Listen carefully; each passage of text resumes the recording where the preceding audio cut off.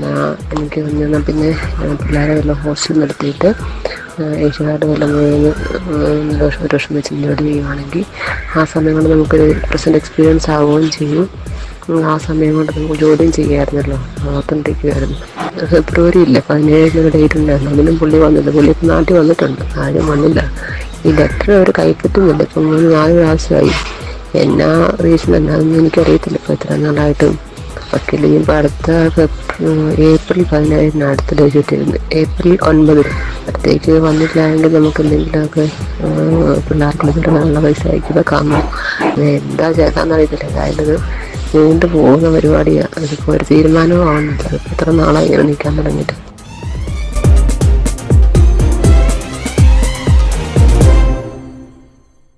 Hello hi everyone, നമസ്കാരം and welcome to reaction by Arun Chullikkal. എല്ലാവരും സുഖമായിരിക്കുന്നുവെന്ന് വിശ്വസിക്കുന്നു. കഴിഞ്ഞ ദിവസം ചെയ്ത ഒരു റിയാക്ഷൻ വീഡിയോയുടെ തുടർച്ചയാണ് ഈ വീഡിയോ. കഴിഞ്ഞ ദിവസം നമ്മൾ പല കാര്യങ്ങളും ചർച്ച ചെയ്തിരുന്നു. പ്രത്യേകിച്ച് ആ മുത്തുച്ചിപ്പി പാതിരി, ഈ ഷൈനിയെ വിവാഹം കഴിച്ച അവരുടെ ഭർത്താവിൻ്റെ സഹോദരൻ, അയാള് ഈ പെൺകുട്ടിയുടെ ജീവിതം എത്രമാത്രം ദുസ്സഹമാക്കിയിരുന്നു, അത് അവരുടെ ജീവിതത്തെ എങ്ങനെ ബാധിച്ചു, അത് അവരുടെ ജീവൻ ഒടുക്കുന്നതിലേക്ക്, കുട്ടികളെയും ചേർത്ത് മരണത്തിലേക്ക് നടന്നു പോകുന്നതിലേക്ക് എത്രമാത്രം സ്വാധീനിച്ചു എന്ന് നമ്മൾ കഴിഞ്ഞ ദിവസം ചർച്ച ചെയ്യുന്നുണ്ട്. ഇപ്പോൾ അയാൾക്കെതിരെയുള്ള പരാതികൾ കൂടുതൽ വന്നുകൊണ്ടിരിക്കുകയാണ്. സഹോദരനെ അറസ്റ്റ് ചെയ്ത് കഴിഞ്ഞു. ഈ മുത്തുച്ചിപ്പി പാതിരിക്കെതിരെയുള്ള ഒരു ഓൺലൈൻ പെറ്റീഷൻ ഇപ്പോൾ നടക്കണം. ഞാനിൻ്റെ ഡീറ്റെയിൽസ് അതിൻ്റെ ഡിസ്ക്രിപ്ഷനിലിടാം. തീർച്ചയായും നിങ്ങൾ അതിൽ സൈൻ ചെയ്യണം. കാരണം ഇതുപോലുള്ള അനീതിക്കെതിരെ പ്രതികരിക്കാൻ നമ്മൾക്ക് ലഭിക്കുന്ന ഒരു അവസരമാണ്. നമ്മൾക്ക് എപ്പോഴും എല്ലാ കാര്യത്തിലും പുറത്തിറങ്ങി പ്രവർത്തിക്കാനോ ചെയ്യാനോ കഴിഞ്ഞെന്ന് വരില്ല. പക്ഷേ ഇതുപോലെ നിങ്ങൾക്ക് ചെയ്യാവുന്ന ചെറിയ കാര്യങ്ങളിലൂടെയാണ് ഇങ്ങനെയുള്ള അനീതിക്കെതിരെ പ്രവർത്തിക്കാൻ സാധിക്കുന്നത്. ഞാൻ എൻ്റെ ലിങ്ക് ഡിസ്ക്രിപ്ഷനിലിടാം. നിങ്ങൾക്ക് സാധിക്കുമെങ്കിൽ ആ പെറ്റീഷൻ സൈൻ ചെയ്യുക. ഇവരൊക്കെ നിയമത്തിന് മുന്നിൽ കൊണ്ടുവരേണ്ടത് അത്യാവശ്യമാണ്. ഇപ്പോൾ കഴിഞ്ഞ ദിവസം വാർത്തകളൊക്കെ വന്ന ഒരു വോയിസ് ക്ലിപ്പാണിത്. ആ പെൺകുട്ടി അനുഭവിച്ചിരുന്ന ദുരവസ്ഥയെക്കുറിച്ച്. നമ്മൾ ഇതുവരെയൊക്കെ കരുതിയിരുന്നത് ഈ ഷൈനിയും മക്കളും ഷൈനിയുടെ സ്വന്തം ഇഷ്ടത്തോട് ഇറങ്ങിപ്പോന്നു. സ്വാഭാവികമായിട്ടും ആ വീട്ടിലുണ്ടായിരുന്ന ഗാർഹിക പീഡനം, ഈ മുത്തുച്ചിപ്പി പാതിരിയുടെ ഇടപെടലുകൾ ഒക്കെ കൊണ്ട് അവർ ഇറങ്ങിപ്പോയെന്നാണ് കരുതിയിരുന്നെങ്കിലും അങ്ങനെയല്ല എന്നുള്ള കാര്യം കൂടി പുറത്തു വരുന്നു. എന്തായാലും ഈ വോയിസ് ക്ലിപ്പിനെ കുറിച്ച് ഞാൻ കൂടുതൽ സംസാരിക്കുന്നില്ല. കാരണം ഇതിന് മുന്നേയുള്ള വീഡിയോയിൽ അതിനെക്കുറിച്ച് വിശദമായിട്ട് ഞാൻ പറഞ്ഞിട്ടുണ്ട്. അവരുടെ ജോലി പോകുന്ന കാര്യത്തിൽ, അവരുടെ ജീവിതത്തിൽ, അവർക്ക് കടബാധ്യത ഉണ്ടാക്കുന്നതിൽ, അവരുടെ ജീവിതം വഴിമുട്ടിക്കുന്നതിൽ എത്രമാത്രമാണ് ഈ ബോബി എന്ന് പറയുന്ന മുത്തുച്ചിപ്പി പാതിരി ഇടപെട്ടിട്ടുള്ളത് എന്നുള്ള കാര്യങ്ങൾ വ്യക്തമായിട്ട് കഴിഞ്ഞ വീഡിയോയിൽ പറഞ്ഞിട്ടുണ്ട്. ഈ വോയിസ് ക്ലിപ്പും ആ വീഡിയോയും വെച്ച് നോക്കുമ്പോൾ നിങ്ങൾക്ക് കാര്യങ്ങൾ ബന്ധപ്പെടുത്താൻ കഴിയുമെന്ന് ഞാൻ വിചാരിക്കുന്നു. എന്തായാലും ഈ വീഡിയോയിൽ ഞാൻ സംസാരിക്കാൻ ആഗ്രഹിക്കുന്നത് ഇവരുടെ അച്ഛൻ പറഞ്ഞ, ഈ പെൺകുട്ടിയുടെ, ഈ ഷൈനിയുടെ അപ്പച്ചൻ പറഞ്ഞ 2 കാര്യങ്ങളാണ്. ഒന്ന്, ഷൈനി വീട്ടിൽ നിന്ന് ഇറങ്ങിപ്പോരാനുണ്ടായ സാഹചര്യം. ഒരു ദിവസം മുഴുവനും മർദ്ദിച്ച് പാതിരാത്രി ഇറക്കി വിട്ടതാണ് ഷൈനിയെ. അത്രമാത്രം ക്രൂരനായിരുന്നു ഇവൻ. അവന് വേറൊരു കാര്യത്തിനൊന്നും അവൻ്റെ വായും പൊങ്ങൂല, ശരീരവും പൊങ്ങൂല, കൈയും പൊങ്ങൂല. ഈ പാതിരി കാണിച്ചു വിട്ടതിനെതിരെ അവനൊരു അക്ഷരം സംസാരിച്ചിട്ടില്ല. പക്ഷേ ഷൈനിയെ തല്ലി അവശയാക്കുന്നതിൽ, അവളെ അങ്ങേയറ്റം പീഡിപ്പിക്കുന്നതിലൊക്കെ ഇവന് ആവശ്യത്തിന് ആരോഗ്യം ഉണ്ടായിരുന്നു. എന്നിട്ട് ആ പെൺകുട്ടിയെ പാതിരാത്രി ഇറക്കി വിട്ടതാണ്. ആ കേസാണ് ഞാൻ കഴിഞ്ഞ വീഡിയോയിൽ പറഞ്ഞ 1046/2024. എന്തായാലും ഷൈനിയുടെ അപ്പച്ചൻ പറയുന്നത് കേട്ടു നോക്കാം. അവളെ അന്ന് അവിടെ കിടന്ന് അടിച്ച് കൊല്ലാൻ തുടങ്ങിയിട്ട് ഞങ്ങൾ പാതിരായ്ക്ക് 2:30 മണിക്കാണ് ചെന്ന് കൂട്ടിക്കൊണ്ട് വരുന്നത്. വഴിയിൽ നിന്ന് കൂട്ടിക്കൊണ്ട് വന്നത് ഇറക്കി വിട്ട പെണ്ണിനെ, അല്ലാതെ അവിടുന്ന് പോകുന്നതല്ല. ഇറക്കി വിട്ട പെണ്ണിനെ, ഒരു കുഞ്ഞിനെയും കൂടെ, പിന്നെ SI സർക്കിളും കൂടെ എൻ്റെ കൂടെ വന്നിട്ട് അവിടെ ഉണ്ടായിരുന്ന മൂത്ത കുഞ്ഞിനെയും കൂടെ കൂട്ടിക്കൊണ്ട് പോരുവായത്. രാവിലെ മൂലം തുടങ്ങിയതാ.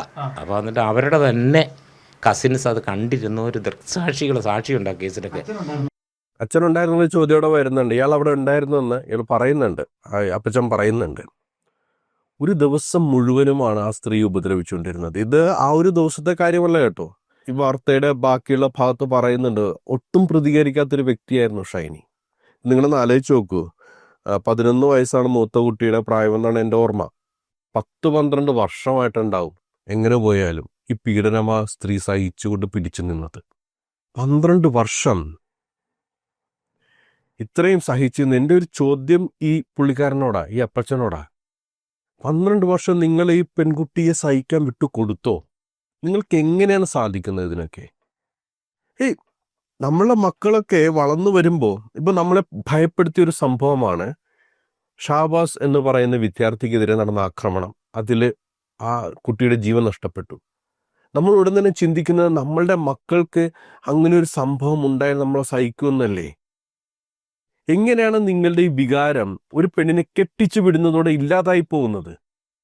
കാര്യം ശരിയാണ്, അവരുടെ സാമ്പത്തിക സ്ഥിതി, ആ വീടൊക്കെ കണ്ടു കഴിഞ്ഞാൽ നമുക്ക് മനസ്സിലാവും വലിയ സാമ്പത്തിക സ്ഥിതിയൊന്നും ഇല്ലാത്ത വീട്ടുകാരാണ് എന്ന് കരുതി ഇത്രയും വർഷം അനുഭവിക്കാൻ വിട്ടുകൊടുക്കണമായിരുന്നോ? ഈ ട്രെയിനിന്റെ മുന്നിലേക്ക് ആ 3 ജീവനെ വിട്ടുകൊടുക്കുന്നതിൽ ഇവർക്കൊരു പങ്കില്ലേ? എത്രയോ വീഡിയോകളിൽ ഞാൻ ഈ കാര്യത്തെക്കുറിച്ച് സംസാരിച്ചിട്ടുണ്ട്. കെട്ടിച്ചു വിട്ട പെൺകുട്ടി മരിക്കുമ്പോൾ മാത്രം പ്രതികരണമായി പുറത്തു വരുന്ന മാതാപിതാക്കൾ. ഇതാദ്യമേ തന്നെ ചെയ്യണമെന്നേ. ഒടുവിൽ എല്ലാം കഴിയുമ്പോഴാണ് തല്ലുമായിരുന്നു, ഞങ്ങൾക്കറിയാമായിരുന്നു. ഇപ്പൊ നോക്ക്, പാതിരാത്രി 2:30 മണിക്ക് ആ സ്ത്രീയെ വീട്ടിൽ നിന്ന് ഇറക്കി വിട്ടു. ആ നിഷ്ഠൂരനായവൻ അവനെ അറസ്റ്റ് ചെയ്തു. ഇതിനു മുമ്പ് ഗാർഹിക പീഡനത്തിന് പിടിച്ചിട്ട് അവൻ ജാമ്യത്തിൽ പോയി. ഇപ്പൊ വീണ്ടും ഇവര് മരണപ്പെട്ടതിനെ തുടർന്ന് അവൻ അറസ്റ്റ് ചെയ്തിട്ടുണ്ട്. ഇങ്ങനെയൊക്കെ മതിയോ നമ്മുടെ സംവിധാനങ്ങൾ? ഇങ്ങനെയൊക്കെ മതിയോ നമ്മളുടെ പെൺമക്കളോട് നമ്മൾ കാണിക്കേണ്ട കരുതൽ? ഇപ്പൊ നമ്മൾക്ക് കുട്ടികളെ വളർത്തി ഓർമ്മയുണ്ടല്ലോ, വാക്സിനേഷന് വേണ്ടി കുഞ്ഞിനകത്ത് കൊണ്ടുപോകുമ്പോൾ ആ സൂചി മുന കൊള്ളുമ്പോൾ കുഞ്ഞിന്റെ കരച്ചിലുണ്ടല്ലോ, ആ കരച്ചിൽ പോലും കണ്ടു നിൽക്കാൻ പറ്റാത്ത ആളുകളായിരുന്നു നമ്മൾ. ഈ ചിലവർ ഇൻസ്റ്റാഗ്രാമിൽ വീഡിയോ ഇടും, കാത് കുത്തുന്ന ചിത്രം. കുട്ടികൾ എനിക്കൊരിക്കലും അത് കണ്ടുകൊണ്ട് നിൽക്കാൻ പറ്റില്ല. ചിരിച്ചുണ്ടെങ്കിൽ പെട്ടെന്ന് ഒരട്ടടിയാണ്. അടിയുമ്പോൾ ആ കൊച്ചിൻ്റെ ഒരു കരച്ചിലുണ്ട്, നമുക്ക് സഹിക്കാൻ പറ്റില്ല. നമ്മളാ വേദന അറിയുന്നില്ല, കുഞ്ഞാണ് ആ വേദന അനുഭവിക്കുന്നത്. പക്ഷെ അത് നമ്മളെ നെഞ്ചില വന്നു കൊള്ളുന്നത്. അങ്ങനെ സഹിക്കാൻ പറ്റാതിരുന്ന നമ്മൾ എങ്ങനെയാണ് വിവാഹം കഴിച്ച് പെൺകുട്ടി അയക്കുമ്പോൾ നീ അവിടെ സഹിച്ച് നിൽക്കുമെന്ന് പറയാൻ കഴിയുന്നത്? നമ്മളൊക്കെ ദുരഭിമാനമാണ് ഇതിന് പിന്നിലുള്ളത്. ഇതുപോലുള്ള മാതാപിതാക്കളും ഇങ്ങനെ പെൺകുട്ടികളുടെ പെൺമക്കളുടെ മരണത്തിന് ഉത്തരവാദികളാണ്. ഇനി അടുത്ത കാര്യം, ഇവർ വളരെ ഭയത്തോടെ നോക്കുന്നൊരു കാര്യം, ഇത് ഈ നാട്ടിലെ സ്റ്റേറ്റ് ശ്രദ്ധിക്കേണ്ട കാര്യമാണ്, ഈ നാട്ടിലെ നിയമ സംവിധാനം ശ്രദ്ധിക്കേണ്ട കാര്യമാണ്. ഈ അച്ഛനെ കുറിച്ച് കൂടുതൽ ചോദിക്കുമ്പോൾ ആ പിതാവ് പരിങ്ങലാകുന്നുണ്ട്. ബോബി ആ സമയത്തുണ്ട്, ആ വീട്ടിലുണ്ടോന്ന് അറിയത്തില്ല. പിന്നെ അതൊക്കെ കഴിഞ്ഞാ പുള്ളി ഉണ്ടെന്നേ, അതൊക്കെ കഴിഞ്ഞാൽ പോയി. അപ്പോൾ എന്നറിയാം, ഇതിപ്പോൾ ഞാനിതെല്ലാം കൂടെ പറഞ്ഞു കഴിഞ്ഞാൽ ഇതെന്ത് വരുമെന്ന് എനിക്ക് തന്നെ ഭയം. അതുകൊണ്ട് നിങ്ങൾ ദയവ് ഇത്രയൊക്കെ മതി, ഇത്രയൊക്കെ ഉണ്ട് നമ്മളെല്ലാം പറയാം. നോക്കൂ, സ്വന്തം മകള് മരണപ്പെട്ടതിൽ ഒരു അപ്പം പറയാണ് ഇത്രയൊക്കെ മതി, എനിക്ക് ഇതിലേക്കുള്ള പറയാൻ പറ്റില്ല. ഭയമാണ്. ആരാണ് ഭയക്കുന്നത്? തീർച്ചയായിട്ടും ഈ കുടുംബത്തിലെ അച്ഛനെയും പിന്നെ ഈ സഭയെയും ഈ സഭാ നേതൃത്വങ്ങളെയും മതത്തെയുമാണ് ഇവർ ഭയക്കുന്നത്. ഇതിനൊക്കെതിരെ പ്രവർത്തിച്ചു കഴിഞ്ഞാൽ നാളെ ഞങ്ങൾ ഇവിടുന്ന് പുറത്താവുമോ, നാളെ ഞങ്ങൾക്കെതിരെ അറ്റാക്ക് ഉണ്ടാവുമോ? നമ്മുടെ ഭരണകർത്താക്കളൊക്കെ ഈ സമുദായത്തിനും മതങ്ങൾക്കൊക്കെ പ്രാധാന്യം നൽകുന്നതുകൊണ്ട് സംഭവിക്കുന്നൊരു കാര്യം കൂടിയാണിത്. ഭയമാണെന്നേ. ഇലക്ഷൻ വരുമ്പോൾ അരമനകളിലും ആശ്രമങ്ങളിലും ഒക്കെ കയറി ഇറങ്ങി കാല് പിടിക്കുക, കാലിൽ വീഴുക, വോട്ടിന് വേണ്ടി തെണ്ടുക. മിക്കവാറും വാർത്തകളിൽ കാണാം, ഇലക്ഷൻ പ്രചരണം ആരംഭിച്ചു, തിരുമേനിയുടെ അനുഗ്രഹം മേടിച്ച് ഇലക്ഷൻ പ്രചരണം ആരംഭിച്ചു. അല്ലെങ്കിൽ ഏതെങ്കിലും ആശ്രമത്തിൽ പോയി അമ്മയുടെയും അച്ഛൻ്റെയും സ്വാമിയാരുടെയൊക്കെ അനുഗ്രഹം മേടിച്ചിട്ട് ആരംഭിച്ചു. അവിടെ നിന്ന് നിങ്ങൾക്ക് തുടങ്ങാൻ പറ്റുന്നുള്ളൂ, ജനങ്ങളിൽ നിന്ന് തുടങ്ങാൻ പറ്റുന്നില്ല, സാധാരണക്കാരന് തുടങ്ങാൻ പറ്റുന്നില്ല. ഇതുപോലുള്ള മതയോളികളിൽ നിന്ന് സമുദായോളികളിൽ നിന്നുമാണ് ഭരണം തുടങ്ങുന്നത്. പിന്നെ എങ്ങനെയാണ് സാധാരണക്കാരൻ ഇങ്ങനെ സംസാരിക്കാതിരിക്കുന്നത്? അയാൾ ഭയപ്പെടുകയാണ്. കാരണം 2 കാര്യങ്ങളുണ്ടാകും കേട്ടോ. വിശ്വാസപരമായ ഭയം ഉണ്ടാവും.